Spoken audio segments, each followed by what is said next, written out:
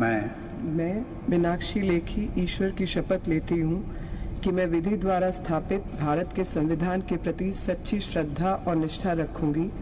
मैं भारत की प्रभुता और अखंडता को अक्षुण्ण रखूंगी। मैं संघ के राज्य मंत्री के रूप में अपने कर्तव्यों का श्रद्धापूर्वक और शुद्ध अंतःकरण से निर्वहन करूंगी तथा मैं भय या पक्षपात, अनुराग या द्वेष के बिना सभी प्रकार के लोगों के प्रति संविधान और विधि के अनुसार न्याय करूंगी।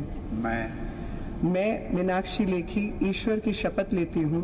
कि जो विषय संघ के राज्य मंत्री के रूप में मेरे विचार के लिए लाया जाएगा अथवा मुझे ज्ञात होगा, उसे किसी व्यक्ति या व्यक्तियों को तब के सिवाय जबकि ऐसे राज्य मंत्री के रूप में अपने कर्तव्यों के सम्यक निर्वहन के लिए ऐसा करना अपेक्षित हो,